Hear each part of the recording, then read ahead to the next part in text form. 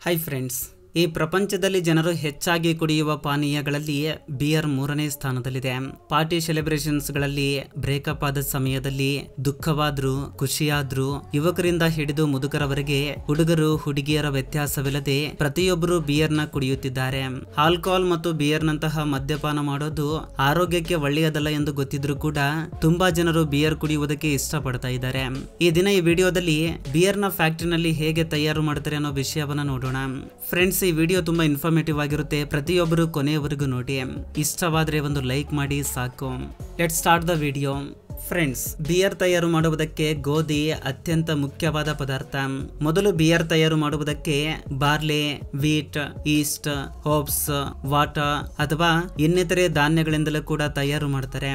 ದೊಡ್ಡ ದೊಡ್ಡ ಫಾರ್ಮ್ಸ್ ಗಳಿಂದ ಅಡ್ವಾನ್ಸ್ಡ್ ಮಷಿನ್ಸ್ ಮೂಲಕ ಗೋಧಿಯನ್ನ ಕಟಾವು ಮಾಡಿ ಅವುಗಳನ್ನ ಶೇಖರಿಸಿ ಆ ಗೋಧಿಯನ್ನ ದೊಡ್ಡ ದೊಡ್ಡ ಕಂಟೈನರ್ಸ್ ಮೂಲಕ ಫ್ಯಾಕ್ಟರಿಗೆ ತರ್ತಾರೆ. ಫ್ಯಾಕ್ಟರಿಗೆ ತಂದ ಗೋಧಿಯನ್ನ ಮೊದಲ ಹಂತದಲ್ಲಿ ಜಾಲಡಿ ಹಿಡಿತಾರೆ.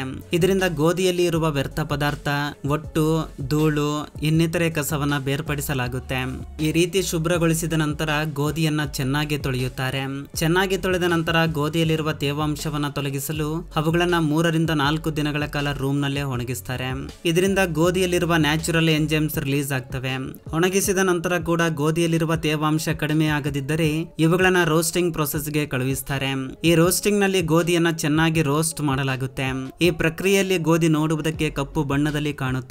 ನಂತರ ಈ ಗೋಧಿಯನ್ನ ಫರ್ಮೆಂಟೇಷನ್ ಪ್ರೋಸೆಸ್ಗೋಸ್ಕರ ಒಂದು ಟ್ಯಾಂಕ್ ಗೆ ಶಿಫ್ಟ್ ಮಾಡ್ತಾರೆ. ಇಲ್ಲಿ ಗೋಧಿಯಲ್ಲಿ ನೀರನ್ನ ಬೆರೆಸುತ್ತಾ ಚೆನ್ನಾಗಿ ಗ್ರೈಂಡ್ ಮಾಡಲಾಗುತ್ತೆ. ನಂತರ ಇದಕ್ಕೆ ಈಸ್ಟ್ ನ ಬೆರೆಸುತ್ತಾರೆ. ಈಸ್ಟ್ ಒಂದು ರೀತಿಯ ಫಂಗಸ್. ಇದನ್ನ ಬೆರೆಸುವುದರಿಂದ ಗೋಧಿ ತುಂಬಾ ಮೃದುವಾಗಿ ಬದಲಾಗುತ್ತೆ. ಇದು ಬಿಯರ್ ತಯಾರಿಗೆ ತುಂಬಾ ಸಹಾಯವಾಗುತ್ತೆ. ಎಲ್ಲಾ ಪದಾರ್ಥಗಳನ್ನ ಬೆರೆಸಿದ ನಂತರ ಇದನ್ನ ಚೆನ್ನಾಗಿ ಮಿಕ್ಸ್ ಮಾಡ್ತಾ ಕುದಿಸಲಾಗುತ್ತೆ. ಬಿಯರ್ ನ ತಯಾರಿಸಲು ಎಲ್ಲಾ ಪದಾರ್ಥಗಳನ್ನ ಈ ದೊಡ್ಡ ಟ್ಯಾಂಕರ್ ನಲ್ಲಿ 3 ರಿಂದ 4 ಗಂಟೆಗಳ ಕಾಲ ಚೆನ್ನಾಗಿ ಕುದಿಸಲಾಗುತ್ತೆ. ಇದನ್ನ ಕುದಿಸುವ ಸಮಯದಲ್ಲಿ ಟ್ಯಾಂಕರ್ ನಲ್ಲಿ ಇರುವ ನೀರು ಪೂರ್ತಿಯಾಗಿ ಆವಿಯಾಗುತ್ತೆ. ಪೂರ್ತಿ ಪ್ರಮಾಣದ ನೀರು ಆವಿಯಾದ ನಂತರ ಕೇವಲ ಈ ಪದಾರ್ಥ ಮಾತ್ರವೇ ಉಳಿದಿರುತ್ತೆ. ನಂತರ ಈ ಪದಾರ್ಥವನ್ನ ಫ್ಯಾಕ್ಟರಿನಲ್ಲಿ ನಂತರದ ಪ್ರೊಸೆಸಿಂಗ್ ಗೋಸ್ಕರ ಕಳುಹಿಸಲಾಗುತ್ತೆ. ಇಲ್ಲಿ ಈ ಪದಾರ್ಥವನ್ನ ಪೂರ್ತಿಯಾಗಿ ಮತ್ತೊಮ್ಮೆ ಒಣಗಿಸಲಾಗುತ್ತೆ. ಲೋಕಲ್ ಫ್ಯಾಕ್ಟರಿನಲ್ಲಿ ಈ ರೀತಿ ಒಣಗಿಸ್ತಾರೆ. ಅದೇ ದೊಡ್ಡ ದೊಡ್ಡ ಫ್ಯಾಕ್ಟರಿನಲ್ಲಿ ಆದ್ರೆ ಒಂದು ಕಂಟೈನರ್ ನಲ್ಲಿ ಸ್ಟೋರ್ ಮಾಡಿ ಅದನ್ನ ಚೆನ್ನಾಗಿ ಹೀಟ್ ಮಾಡ್ತಾರೆ. ಇದರಿಂದ ಅದರಲ್ಲಿರುವ ತೇವಾಂಶ ನಾಶವಾಗುತ್ತೆ. ನಂತರ ಇದನ್ನ ಒಂದು ದೊಡ್ಡ ಗ್ರೈಂಡಿಂಗ್ ಮಷೀನ್ ಅಲ್ಲಿ ಕಳುಹಿಸಲಾಗುತ್ತೆ. ಈ ಗ್ರೈಂಡಿಂಗ್ ಮಷೀನ್ ಇಂದ ಪೌಡರ್ ಹೊರಬಂದ ನಂತರ ಈ ಪೌಡರ್ ಮೂಲಕನೇ ಬಿಯರ್ ನ ತಯಾರು ಮಾಡ್ತಾರೆ. ಅದೇ ಫ್ಯಾಕ್ಟರಿಯ ಇನ್ನೊಂದು ಸ್ಥಳದಲ್ಲಿ ಕಬ್ಬಿನಿಂದ ತಯಾರಿಸಲಾದ ಪಾನೀಯವನ್ನ ತಯಾರು ಮಾಡ್ತಾರೆ. ಇದು ಬಿಯರ್ ತಯಾರಿ ಮಾಡುವುದಕ್ಕೆ ಅತಿ ಮುಖ್ಯವಾದ ಪ್ರಾಸೆಸ್. ಫ್ಯಾಕ್ಟರಿನಲ್ಲಿ ಆಲ್ರೆಡಿ ತಯಾರು ಮಾಡಿರುವ ಬಿಯರ್ ಪೌಡರ್ ನಲ್ಲಿ ಈ ಹಣ್ಣನ್ನ ಬೆರೆಸಲಾಗುತ್ತೆ. ಈ ಹಣ್ಣನ್ನ ನೋಡಿ ಇದನ್ನ ಹೋಪ್ಸ್ ಫ್ರೂಟ್ ಅಂತ ಕರೀತಾರೆ. ಇದನ್ನ ಬಿಯರ್ ತಯಾರಿಸಲು ಈ ಟ್ಯಾಂಕ್ ನಲ್ಲಿ ಹಾಕಲಾಗುತ್ತೆ. ಇಷ್ಟಕ್ಕೂ ಈ ಹಣ್ಣನ್ನ ಯಾಕೆ ಬೆರೆಸ್ತಾರೆ ಅಂತ ಕೇಳಬಹುದು. ಫ್ರೆಂಡ್ಸ್, ನೀವು ಯಾವತ್ತಾದ್ರೂ ಬಿಯರ್ ಸ್ಮೆಲ್ ಗಮನಿಸಿದ್ರೆ ಬಿಯರ್ ನಲ್ಲಿ ಒಂದು ವಿಭಿನ್ನವಾದ ಸ್ಮೆಲ್ ಬರುತ್ತೆ. ಆ ಸ್ಮೆಲ್ ನಮಗೆ ಬೇರೆ ಯಾವ ತಿನ್ನುವ ಪದಾರ್ಥದಲ್ಲಿ ಸಿಗುವುದಿಲ್ಲ. ಈ ವಿಭಿನ್ನವಾದ ಸುಗಂಧ ವಾಸನೆ ಆಕ್ಚುಲಿ ಈ ಹಣ್ಣಿನಿಂದ ಸಿಗುತ್ತೆ. ನೋಡುವುದಕ್ಕೆ ಆಪಲ್ ರೀತಿ ಕಾಣಿಸುತ್ತೆ. ಇವುಗಳನ್ನ ಕಬ್ಬಿನಿಂದ ತಯಾರಿಸಿದ ಈ ನೀರಿನಲ್ಲಿ ಬೆರೆಸ್ತಾರೆ. ಇವೆರಡನ್ನ 2 ಗಂಟೆಗಳ ಕಾಲ 80 ಡಿಗ್ರಿ ಸೆಲ್ಸಿಯಸ್ ನಲ್ಲಿ ಚೆನ್ನಾಗಿ ಮಿಕ್ಸ್ ಮಾಡಲಾಗುತ್ತೆ. ನಂತರ ಇದನ್ನ ಚೆನ್ನಾಗಿ ಫಿಲ್ಟರ್ ಮಾಡಲಾಗುತ್ತೆ. ಫಿಲ್ಟರ್ ಮಾಡಿದಾಗ ಬಂದ ವೇಸ್ಟ್ ನ ಅಗ್ರಿಕಲ್ಚರ್ ಫಾರ್ಮ್ಸ್ ಗೆ ಮತ್ತು ಫರ್ಟಿಲೈಸರ್ಸ್ ರೀತಿ ಅಥವಾ ದನಕರುಗಳಿಗೆ ಆಹಾರವಾಗಿ ಬಳಸ್ತಾರೆ. ನಂತರ ಈ ಮಿಕ್ಸ್ಚರ್ ನ ಈ ವೋಲ್ಟ್ ನ ಒಂದು ವರ್ಪೂಲ್ ನಲ್ಲಿ ಪಂಪ್ ಮಾಡಲಾಗುತ್ತೆ.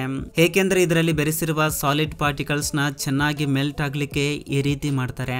ನಂತರ ಒಂದು ಪ್ಲೇಟ್ ಹೀಟ್ ಎಕ್ಸ್ಚೇಂಜರ್ ಮಷಿನ್ ಮೂಲಕ ಈ ವೋಲ್ಟ್ ನ ತಣ್ಣಗಾಗಿಸಲಾಗುತ್ತೆ. ನಂತರ ಇದನ್ನ ಫರ್ಮೆಂಟೇಷನ್ ಟ್ಯಾಂಕ್ ನಲ್ಲಿ ಕಳುಹಿಸಿ ಇದಕ್ಕೆ ಈಸ್ಟ್ ನ ಬೆರೆಸಲಾಗುತ್ತೆ. ಈಸ್ಟ್ ನ ಬೆರೆಸುವುದರಿಂದ ಇದರಲ್ಲಿರುವ ಸ್ಟಾರ್ಚ್ ನ ಹೋಗಲಾಡಿಸಿ ಇದನ್ನ ಆಲ್ಕೋಹಾಲ್ ಆಗಿ ಬದಲಾಯಿಸುತ್ತೆ. ಒಂದೊಂದು ರೀತಿಯ ಈಸ್ಟ್ ಗೆ ಒಂದೊಂದು ರೀತಿಯ ತಾಪಮಾನ ಬೇಕಾಗುತ್ತೆ. ಅದಕ್ಕೆ 5 ರಿಂದ 20 ಡಿಗ್ರಿ ಸೆಲ್ಸಿಯಸ್ ಹೀಟ್ ನಲ್ಲಿ ಫರ್ಮೆಂಟೇಷನ್ ಮಾಡಲಾಗುತ್ತೆ. ಫರ್ಮೆಂಟೇಷನ್ ಪ್ರೋಸೆಸ್ ಪೂರ್ತಿಯಾದ ನಂತರ ಇದನ್ನ 5 ವಾರಗಳವರೆಗೆ ಹಾಗೆ ಬಿಡಲಾಗುತ್ತೆ. ಇದರಿಂದ ಈಸ್ಟ್ ಶುಗರ್ ನ ಆಲ್ಕೋಹಾಲ್ ಆಗಿ ಬದಲಾಯಿಸುತ್ತೆ. ನಂತರ ಹೊರಬರುವ ಫ್ರೆಶ್ ಬಿಯರ್ ತಯಾರಾದಂತೆ ಇದನ್ನ ಫ್ರೆಶ್ ಬಿಯರ್ ಅಥವಾ ಯಂಗ್ ಬಿಯರ್ ಎಂದು ಕರೀತಾರೆ. ಏಕೆಂದ್ರೆ ಇದರಲ್ಲಿ ಇನ್ನು ತುಂಬಾ ಕೆಲಸ ಇದೆ. ನಂತರ ಇದನ್ನ ಸೆಕೆಂಡರಿ ಫರ್ಮೆಂಟೇಷನ್ ಗೆ ಕಳುಹಿಸಲಾಗುತ್ತೆ. ಇಲ್ಲಿ ಇದರಲ್ಲಿರುವ ಇನ್ನಿಷ್ಟು ಶುಗರ್ಸ್ ನ ಆಲ್ಕೋಹಾಲ್ ಆಗಿ ಬದಲಾಯಿಸುತ್ತಾರೆ. ಈ ಯಂಗ್ ಬಿಯರ್ ಈ ಟ್ಯಾಂಕ್ ನಲ್ಲಿ ನಂತರದ 3 ತಿಂಗಳವರೆಗೂ ಇರಿಸಲಾಗುತ್ತೆ. ನಂತರ ಇದನ್ನ ಟೆಸ್ಟಿಂಗ್ ಮಾಡುವ ಪ್ರೋಸೆಸ್ ಬರುತ್ತೆ. ಎಕ್ಸ್ಪರ್ಟ್ಸ್ ಮೂಲಕ ಇದನ್ನ ಚೆಕ್ ಮಾಡಲಾಗುತ್ತೆ. ಎಲ್ಲ ಸರಿಯಾಗಿದ್ದು ಓಕೆ ಆದ್ರೆ ನಂತರ ಇವುಗಳನ್ನ ಪ್ಯಾಕಿಂಗ್ ಮಾಡಲಾಗುತ್ತೆ. ಇದಕ್ಕೋಸ್ಕರ ಆಲ್ರೆಡಿ ಬಳಸಿರುವ ಬಾಟಲ್ಸ್ ನ ಕೂಡ ಮತ್ತೆ ರೀಯೂಸ್ ಮಾಡಲಾಗುತ್ತೆ. ಇವುಗಳನ್ನ ಮೊದಲು ಫ್ಯಾಕ್ಟರಿಗೆ ತರಲಾಗುತ್ತೆ. ನಂತರ ಇವುಗಳನ್ನ ಚೆನ್ನಾಗಿ ತೊಳೆದು ಒಂದು ಕನ್ವೇರ್ ಬೆಲ್ಟ್ ಮೂಲಕ ಫಿಲ್ಲಿಂಗ್ ಮಷಿನ್ ಹತ್ರ ಕಳುಹಿಸಲಾಗುತ್ತೆ. ಕೇವಲ 1 ನಿಮಿಷದಲ್ಲಿ ಆಲ್ಮೋಸ್ಟ್ 1,000 ಬಿಯರ್ ಬಾಟಲ್ ನಲ್ಲಿ ಬಿಯರ್ ನ ಫಿಲ್ ಮಾಡಲಾಗುತ್ತೆ. ನಂತರ ಇವುಗಳಿಗೆ ಕ್ಯಾಪಿಂಗ್ ಮಷಿನ್ ಮೂಲಕ ಬಿಯರ್ ತುಂಬಿದ ಬಾಟಲ್ಸ್ ಗೆ ಕ್ಯಾಪ್ ನ ಹಾಕಲಾಗುತ್ತೆ. ನಂತರ ಈ ಬಾಟಲ್ಸ್ ಗಳನ್ನ ಪ್ಯಾಶ್ಚರೈಸ್ ಮಾಡಲಾಗುತ್ತೆ. ಇಲ್ಲಿ ತಾಪಮಾನವನ್ನ ಹೆಚ್ಚಿಸಲಾಗುತ್ತೆ ಮತ್ತು ಕಡಿಮೆ ಮಾಡಲಾಗುತ್ತೆ. ಇದರಿಂದ ಇದರ ಸೆಲ್ಫ್ ಲೈಫ್ ಹೆಚ್ಚಾಗುತ್ತೆ. ನಂತರ ಈ ಬಾಟಲ್ಸ್ ಲೇಬಲ್ ಮಷಿನ್ ಹತ್ತಿರ ಬರ್ತವೆ. ಇಲ್ಲಿ ಒಂದು ಮಷಿನ್ ಇಲ್ಲಿರುವ ಬಾಟಲ್ಸ್ ಮೇಲೆ ಲೇಬಲ್ಸ್ ನ ಅಟ್ಯಾಚ್ ಮಾಡಿ ದೊಡ್ಡ ದೊಡ್ಡ ಕಾರ್ಡ್ ಬೋರ್ಡ್ ಬಾಕ್ಸ್ ಗಳಲ್ಲಿ ಪ್ಯಾಕ್ ಮಾಡಿ ಮಾರ್ಕೆಟ್ ಗೆ ಕಳುಹಿಸಲಾಗುತ್ತೆ. ಫ್ರೆಂಡ್ಸ್, ನಿಮ್ಮಲ್ಲಿ ಎಷ್ಟು ಜನ ಬಿಯರ್ ಕುಡಿದಿದ್ದೀರಾ ಕಮೆಂಟ್ ಮಾಡಿ ತಿಳಿಸಿ. ಫ್ರೆಂಡ್ಸ್, ಇದಕ್ಕೂ ಮುಂಚೆ ನಮ್ಮ ಚಾನಲ್ ಅಲ್ಲಿ ಬಿಯರ್ ಕುಡಿಯುವುದರಿಂದ ಯಾವ ರೀತಿಯ ಸೈಡ್ ಎಫೆಕ್ಟ್ಸ್ ಆಗ್ತವೆ ಅಂತ ಒಂದು ವಿಡಿಯೋ ಮಾಡಲಾಗಿದೆ. ನಿಮ್ಮಲ್ಲಿ ಯಾರಾದ್ರೂ ನೋಡದಿದ್ರೆ ಆ ವಿಡಿಯೋವನ್ನ ಖಂಡಿತವಾಗ್ಲೂ ನೋಡಿ. ಇದು ಫ್ರೆಂಡ್ಸ್ ಈ ದಿನದ ವಿಡಿಯೋ.